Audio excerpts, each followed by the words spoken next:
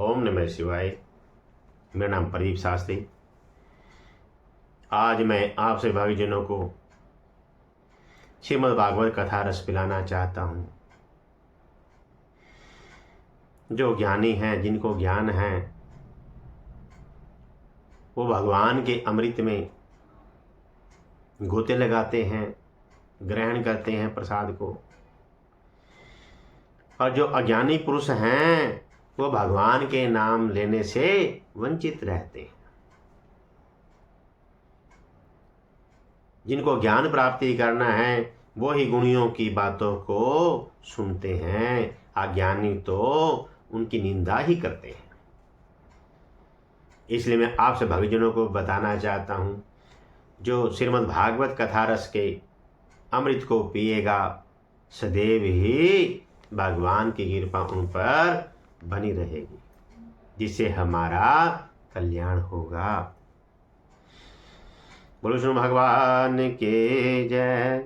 भजब नारायण नारायण नारायण, लक्ष्मी नारायण नारायण नारायण, श्रीमन नारायण नारायण नारायण, श्रीमन नारायण नारायण नारायण, लक्ष्मी नारायण नारायण नारायण, लक्ष्मी नारायण नारायण नारायण।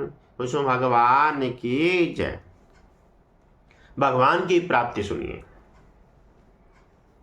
श्री ध्रुव स्तुति में 12 श्लोक हैं। व्यक्ति को प्रभु के प्रथम दर्शन स्वप्न में ही होते हैं। श्री भगवान की प्राप्ति के लिए अति संयम की आवश्यकता होती है। हम आज ही प्रतिज्ञा करें कि इसी जन्म में ही भगवान को प्राप्त करेंगे। भगवान श्री कृष्ण चंद्र जी की प्राप्ति के लिए मनुष्य का जन्म मिला है। स्वयं में तीव्र उत्कंठता न होने के कारण भी भगवान प्राप्ति में देरी हो रही है। सारे काम छोड़ करके जिस काम में भगवान की प्राप्ति हो वही काम करना चाहिए। संसार के पदार्थ इच्छा करने से नहीं मिलते, केवल भगवान ही ऐसे हैं जो इच्छा करने से मिलते हैं। संसार अधूरा है, इसलिए अधूरा ही मिलता है, परंतु परमात्मा पूरे हैं, इसलिए पूरे ही मिलते हैं। हम अपनी बुद्धि का उपयोग केवल धनोपार्जन के लिए ही न करें, उसे भगवान की प्राप्ति में लगाएं। निरंतर साधना में लगे रहने से एवं दीन होकर के रुदन करने से ही व्यक्ति को भगवान की प्राप्ति होती है। दुर्लभ मनुष्य का जन्म पा करके भी जो व्यक्ति ईश्वर की प्राप्ति के लिए यत्न नहीं करता, उसका जन्म लेना बेकार है। हमारा जो यह निश्चय है कि अगर कोई भगवान के ऊपर पूर्ण निर्भर हो जाए तो भगवान उसको अवश्य दर्शन देंगे। जवानी में जिसे वैराग्य आए एवं संयम धारण करके जो भजन बढ़ाए, उसे वृद्धावस्था में भगवान की प्राप्ति होती है। श्री भगवान की प्राप्ति के लिए मनुष्य को पात्र बनना चाहिए। पात्र बनने पर भगवान स्वयं ही शीघ्र ही दर्शन देते हैं। हम भगवान से दिन रात यही प्रार्थना करें कि हे नाथ, हे गोविंद, हे हरि भगवान, हे श्री कृष्ण चंद्र जी, आप हमें दर्शन दे करके हमारा कल्याण कीजिए। जिस समय मनुष्य अपने मन में रहने वाली कामनाओं का परित्याग कर देता है, उसी समय वह भगवान को प्राप्त कर लेता है। श्री भगवान कहते हैं कि जो मेरे पीछे पड़ता है मैं उसके पीछे पड़ता हूं। अतः हम प्रभु के पीछे पड़ेंगे तो संसार हमारे पीछे पड़ेगा। श्री भगवान की प्राप्ति ब्राह्मण, क्षत्रिय, वैश्य, शूद्र, ब्रह्मचारी, गृहस्थ, वानप्रस्थ, सन्यासी आदि को नहीं होती, बल्कि भगत को होती है। हम उस विश्वास को लाएं जो श्री ध्रुव जी में और श्री प्रहलाद जी में आया था। इसी विश्वास के आते ही भगवान की प्राप्ति हो जाती है। एक श्री भगवान की प्राप्ति का दृढ़ उद्देश्य होने से अंतकरण की जितनी शीघ्र शुद्धि होती है, उतनी शीघ्र शुद्धि अन्य किसी अनुष्ठान से नहीं होगी। श्री भगवान के दर्शन के लिए भगवान के नाम जप करें, भगवान से प्रार्थना करें कि हे नाथ, हे प्रभु, मुझे आप दर्शन दे दो, और भगवान के दर्शन हो जाएंगे। भागवत प्राप्ति ही हमारे जीवन का मुख्य लक्ष्य होना चाहिए, क्योंकि भगवान की प्राप्ति हो जाने पर फिर कुछ भी करना, जानना और पाना शेष नहीं रह जाता। यदि हम दर्शन के लिए भगवान के मंदिर में जाएं, तो आंख खोलकर भगवान के एक एक अंग, अयोग्य, आभूषण, वस्त्र, सजा और रूप माधुरी का भरपूर दर्शन करें। जो व्यक्ति दिन रात अपने परिवार का पेट पालने में ही लगा रहता है, कभी भागवत भजन नहीं करता, वह चाहे जितना बड़ा विद्वान क्यों न हो, उसे भगवान की प्राप्ति नहीं हो सकती। भगवान प्राप्ति की साधना हम शुद्ध भाव से नहीं करते, इसी कारण भगवान हमें दिखाई नहीं देते। परंतु भाव शुद्ध होने पर हृदय में जो श्री हरि हैं, उनकी मूर्ति सामने प्रकट हो जाती है। श्री भगवान की प्राप्ति के लिए व्यक्ति को अर्थ और भाव के सहित शास्त्रों का अनुशीलन और एकांत में बैठ करके जप, ध्यान, आध्यात्मिक विषय का विचार नियम पूर्वक नित्य ही करना चाहिए। संसार के लोगों को प्रसन्नता करना कठिन, किंतु परमात्मा को प्रसन्न करना सरल है। अतः जगत को प्रसन्न करने का विचार छोड़ करके ईश्वर को प्रसन्न करने का प्रयास नित्य ही करना चाहिए।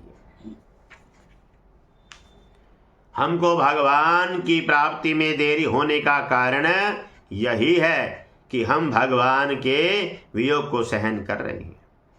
यदि हमको भगवान का वियोग असहा हो जाए तो भगवान के मिलने में देरी नहीं होगी। किसी ने कहा, स्वामी जी आ गए। स्वामी जी तो आए हुए हैं, किंतु पर्दे के पीछे थे, प्रकट हो गए। इसी प्रकार भगवान भी आए हुए ही हैं, पर्दे के पीछे हैं। श्रद्धा प्रेम होने से भगवान प्रकट हो जाते हैं। जितना परिश्रम हम धन संचय, भोगों और परिवार के पालन पोषण में करते हैं, उस परिश्रम का 10वां भाग भी यदि हम भगवान की प्राप्ति के साधनों में करें तो बहुत शीघ्र ही हमें भगवान की प्राप्ति हो जाएगी। हमारा तो ऐसा विश्वास है कि आप लोग भगवान को बुलाएं तो भगवान जरूर आएंगे। अगर आप आज ही निश्चय कर लें कि भगवान आज रात को आए, तो भगवान को आज ही रात को आपके पास आना पड़ेगा। श्री भगवान की प्राप्ति के आगे सारे काम गौण हैं, इसलिए सारे काम छोड़ देने चाहिए। जैसे रुपयों के लोभी के लिए अन्य सारे काम गुण हो जाते हैं, वैसे ही भगवान के लोभी के लिए सारे सांसारिक काम गुण हो जाने चाहिए। श्री भगवान कृष्णचंद्र जी की प्राप्ति के लिए मछली जैसे विरह व्याकुलता हो जानी चाहिए। यदि थोड़े समय के लिए भी भगवान का चिंतन छूट जाए तो व्याकुल होकर के रोना तड़पना चाहिए। फिर भगवान के मिलने में कोई विलंब नहीं हो सकता। हम अपनी पूर्ण श्रद्धा और विश्वास के द्वारा भगवान की प्राप्ति के लिए चेष्टा करें। जो भगवान बड़े दयालु हैं वे अवश्य ही दर्शन देंगे। अभी तक दर्शन नहीं हुए, इसका कारण यह है कि हमें अपनी पूर्ण श्रद्धा और विश्वास के साथ पुकारा नहीं है। जैसे लोभी आदमी यह सोचता रहता है कि पैसा कैसे मिले, पैसा कैसे मिले, उसी प्रकार श्रेष्ठ व्यक्ति को भी यह सोचते रहना चाहिए कि भगवान कैसे मिले, भगवान कैसे मिले। हर वक्त यही सोचता रहने से भगवान की प्राप्ति में कोई संदेह नहीं है। जैसे संसार की संपत्ति प्रत्यक्ष ही नाशवान है, वैसे ही यज्ञों से प्राप्त होने वाले स्वर्गति लोक विनाशवान हैं। इसलिए वे भी निर्दोष नहीं हैं। निर्दोष हैं तो केवल परमात्मा हैं, न किसी के उनमें दोष देखा जाता है और न ही सुना है। अतः परमात्मा की प्राप्ति के लिए अन्य भक्ति से भगवान का भजन करना चाहिए। इस संसार में मनुष्य जन्म बहुत बड़ा दुर्लभ है। इसके द्वारा अविनाशी परमात्मा की प्राप्ति हो सकती है। पता नहीं कब इस शरीर का अंत हो जाए, इसलिए बुद्धिमान पुरुष को बुढ़ापे या जवानी के भरोसे में न रह करके बचपन में ही भगवान की प्राप्ति करने वाले साधनों का अनुष्ठान कर लेना चाहिए। जब भूख लगती है तो अति साधारण भोजन भी स्वादिष्ट लगता है। इसके विपरीत जब भूख नहीं होती तो स्वादिष्ट भोजन भी नीरस लगता है। ऐसे ही जब प्रभु मिलन की हृदय में प्यास होती है तब प्रभु चिंतन में आनंद आता है, और जब प्रभु मिलन की प्यास नहीं होती तब प्रभु चिंतन में मन नहीं लगता। जिसे भगवान की प्राप्ति करनी हो उसे चाहिए कि वह दूसरों की कटु वाणी सहन कर ले और बदले में किसी का अपमान न करें। इस अक्षण भंगुर शरीर में अहंता ममता न करके किसी भी प्राणी से कभी वैर न करें, क्योंकि वैर करने वाले व्यक्ति को कभी भी सुख प्राप्त नहीं हो सकता। निश्चय ही सिद्धांत है। हमें अधिक से अधिक समय एकांत के लिए निकालना चाहिए और एकांत में भगवान का बड़ा चित्र सामने रख करके प्रेम में मग्न हो करके भगवान के नेत्रों में नेत्र मिला करके देखते रहना चाहिए और यह विश्वास करना चाहिए कि भगवान मेरे अवगुणों की तरफ न देख करके अभी प्रकट होकर मुझे दर्शन दे दे। जब भगवान के अद्भुत पराक्रम, अनुपम गुण एवं उत्तम चित्रों का श्रवण करके अत्यंत आनंद से मनुष्य का रोम रोम खिल उठता है, आंसुओं के मारे कंठ गदगद हो जाते हैं, और यह संकोच छोड़ करके जोर जोर से गाने चिल्लाने और नाचने लगता है। कभी ध्यान करता है, कभी भगवान भाव में ही तन्मय हो जाता है।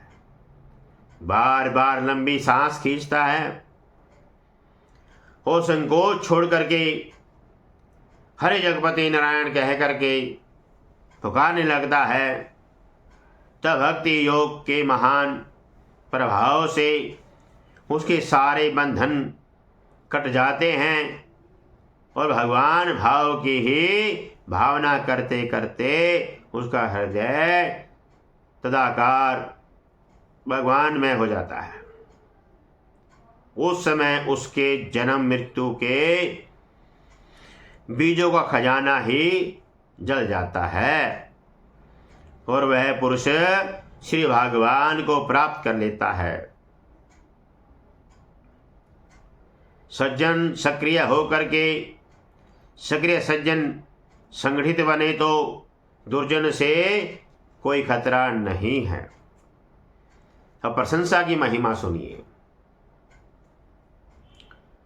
प्रशंसा विवेकी को विनम्र एवं मूर्ख को अहंकारी बनाती है।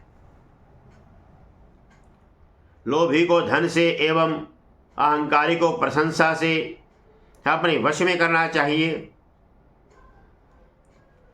दुष्ट व्यक्ति अपनी प्रशंसा करने और दूसरे के दोष ढूंढने में रस लेता है। प्रशंसा एक ऐसी चीज है जो बहुत उत्तम पुरुष को भी आगे बढ़ने से रोक देती है। दूसरे की प्रशंसा करना बहुत कम लोग जानते हैं, इसलिए जब भी कोई आपकी प्रशंसा करे तो आप यह जानने की कोशिश करें कि सामने वाला आखिर आपसे चाहता क्या है। हम बलि पशु की नहीं, अपने भीतर की पशुता की दें। कर्मकांड का त्याग करना भी गलत है, परंतु दिन भर उसमें फंसे रहना भी गलत है। जिस प्रकार वृक्ष कितना भी ऊंचा उठे उसकी कोई सीमा नहीं है, इसी प्रकार मनुष्य की उन्नति की भी कोई सीमा नहीं। अब लक्ष्य महिमा सुनिए। अर्जुन बनो, केवल लक्ष्य को ही देखो। जैसा हमारा लक्ष्य होगा वैसे ही हमारा जीवन होगा। हमारे शास्त्रों ने लक्ष्य से युक्त हो जाने को ही पतन कहा है। कोई भी कार्य महत्वपूर्ण नहीं होता, महत्वपूर्ण होता है कार्य का उद्देश्य। हमारे जीवन का लक्ष्य भगवान प्राप्ति है, इसे सदा स्मरण रखना चाहिए, इसे याद रखना चाहिए। हम उठें जागें और तब तक चलते रहें तब तक लक्ष्य की प्राप्ति न कर लें।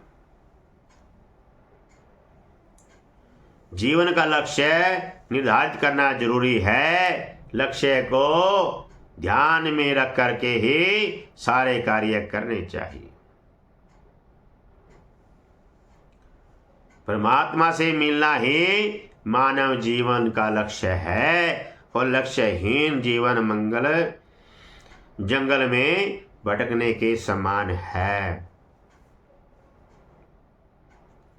जो आदमी लक्ष्य पाने का संकल्प उठा लेता है और निष्ठा से कार्य करता है, उसकी सफलता निश्चित है। एक ही लक्ष्य की ओर अपने मन, वचन और शरीर को लगा देने से बड़ी से बड़ी सफलता सहज से ही मिल जाती है।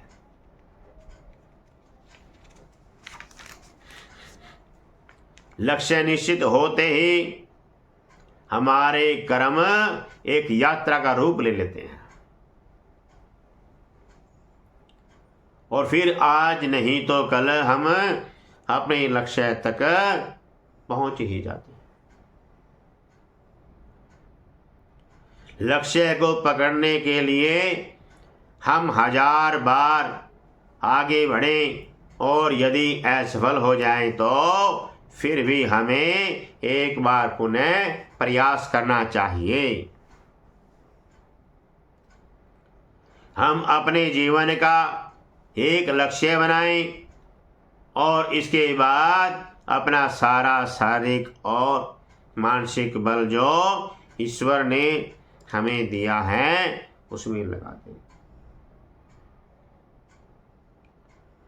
मुसीबतें टूट पड़े, हाल बेहाल हो जाए, तब भी जो लोग निश्चय से दिखते नहीं और धीरज रख करके चलते हैं वे ही अपने लक्ष्य तक पहुंचते हैं।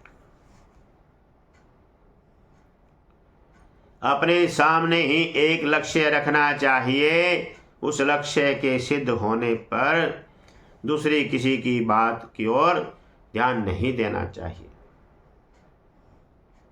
रात दिन सपने तक में भी उसी की धुन लगी रहे तभी सफलता मिलती है। लक्ष्य प्राप्त करने के लिए अपनी समस्त शक्तियों द्वारा परिश्रम करना ही पुरुषार्थ है।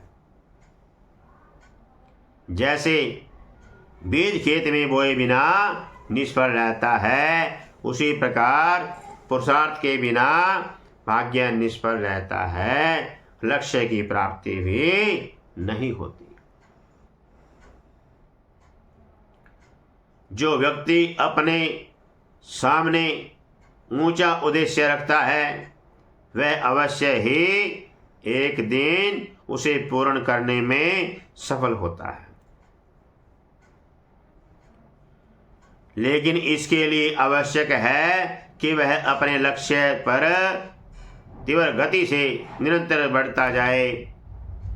इसके विपरीत जो व्यक्ति अपने सामने कोई लक्ष्य नहीं रखता वह जीवन भर केंचुए के सामने ही रेंगता रह जाता है। मोह को कर्तव्य समझने से व्यक्ति नरकगामी होता है। मोह से घिरे हुए व्यक्ति का संपूर्ण जीवन व्यर्थ हो जाता है। वासना से नया प्रारंभ बनता है एवं उससे फिर दूसरा जन्म लेना पड़ता है। हम किसी के साथ अत्यंत लगाव न रखें और न ही किसी को पूर्ण रूप से अपेक्षित करें। ज्ञानी पुरुष को परमात्मा के सिवा किसी भी वस्तु या व्यक्ति से स्नेह नहीं करना चाहिए। अगले जन्म की तैयारी मनुष्य इसी जन्म में करता है, क्योंकि वासना पुनर्जन्म का कारण है। अतः वासना का परित्याग करके हमें नित्योपासना करनी चाहिए। अब संसार की महिमा सुनिए। हम भगवान का नाम भी लेते रहें और संसार का काम भी करते रहें। जिस प्रकार बर्फ में जल परिपूर्ण है उसी प्रकार संसार में भगवान परिपूर्ण है। ईश्वर का चिंतन न हो तो कोई बात नहीं, किंतु संसार के चिंतन में लीन नहीं होना चाहिए। संसार में यह सबसे हास्यास्पद बात है कि जो दुर्जन है वे स्वयं ही सज्जनों को दुर्जन कहते हैं। संसार की इस सुंदर बगिया में चारों ओर आकर्षण है, परंतु इसमें हमें आसक्त नहीं होना चाहिए। हमें शहद में बैठी हुई मक्खी की तरह नहीं, चीनी में बैठी हुई मक्खी की तरह संसार में रहना चाहिए। हम हंसते समय देखेंगे कि संसार हमारे साथ हंसता है, लेकिन रोते समय स्वयं को अकेला ही पाएंगे। मनुष्य की जैसी दृष्टि होगी संसार उसे वैसा ही दिखेगा। यदि दृष्टि खराब है तो संसार बिगड़ता हुआ नजर आता है। संसार एक भूल भुलैया का भवन है, जहां प्रवेश करना तो आसान है, किंतु उस भवन से बाहर निकलना अति कठिन है। संसार मेरे लिए क्या कहता है यह जानने की इच्छा न करें, किंतु भगवान मेरे लिए क्या चाहते हैं, क्या कहते हैं, क्या कहेंगे, इसका पूर्ण ध्यान रखना चाहिए। संसार कभी भी किसी का नहीं हुआ है तो हमारा कैसे हो सकता है। संसार को ज्यादा महत्व देना छोड़ दें, इसी में हमारी भलाई है। यदि हम संसार से संबंध जोड़ेंगे तो दुखों का अंत नहीं होगा, और यदि हम भगवान से संबंध जोड़ेंगे तो सुखों का अंत नहीं होगा। हम संसार को देख रहे हैं, लेकिन भगवान हमको देख रहे हैं। संसार हमको धोखा दे सकता है, लेकिन भगवान हमको धोखा कभी नहीं देगा। मनुष्य जब तक पहले गांव को नहीं छोड़ देता तब तक दूसरे गांव में नहीं पहुंच सकता। इसी प्रकार मनुष्य जब तक संसार का संबंध नहीं छोड़ देता तब तक प्रभु के धाम में नहीं पहुंच सकता। जैसे रेलवे स्टेशन पर बहुत से लोग इकट्ठे हो जाते हैं, परंतु उनका मिलना जुलना थोड़ी देर के लिए होता है, वैसे ही संसार में अपने कर्मों के अनुसार ही व्यक्ति भी मिलते और बिछड़ते रहते हैं। जल में नाव रहे तो कोई हानि नहीं, पर नाव में जल नहीं रहना चाहिए। व्यक्ति संसार में रहे तो कोई हानि नहीं, परंतु व्यक्ति के भीतर संसार नहीं होना चाहिए। अतः हमें जल में कमल की भांति सदा संसार में रहना चाहिए। मनुष्य यदि स्वयं अपना कल्याण नहीं कर सकता तो दूसरे कोई किस प्रकार करेगा। संसार का काम तो और कोई भी कर लेगा, परंतु अपने कल्याण का काम तो स्वयं ही करना पड़ेगा। जैसे भोजन और दवाई स्वयं ही लेनी पड़ती है। घर छोड़ने की जरूरत नहीं है, किंतु घर में सावधान होकर के रहने की जरूरत है। घर में रहना दोष नहीं है, किंतु घर को हृदय में रखना दोष है। आंखों से पृथ्वी को देखकर पैर रखें, कपड़े से छान करके जल पिएं, मुख से प्रत्येक बात सत्य से पवित्र हुई है निकालें, और शरीर से जितने भी काम करें बुद्धिपूर्वक सोच विचार कर ही करें। पारमार्थिक मार्ग में रोग, राग, द्वेष साधक और साधना रूपी संपत्ति को लूटने वाले मुख्य दो शत्रु हैं। भारतवर्ष में आबादी तो बढ़ रही है, किंतु आबादी की क्वालिटी घट रही है। यह अधिक चिंताजनक विषय है। कि भारतवर्ष में जन्म लेकर के भी मनुष्य भगवान में न लगे तो बड़े आश्चर्य और दुख की बात है। क्योंकि भारतवर्ष में जन्म मुक्त होने के लिए ही होता है, इसलिए देवता भी भारतवर्ष में जन्म लेना चाहते हैं। विष्णु भगवान की जय। भजव नारायण नारायण नारायण लक्ष्मी नारायण नारायण नारायण श्रीमान नारायण नारायण नारायण श्रीमान नारायण नारायण नारायण लक्ष्मी नारायण नारायण नारायण लक्ष्मी नारायण नारायण नारायण। कृष्ण भगवान की जय।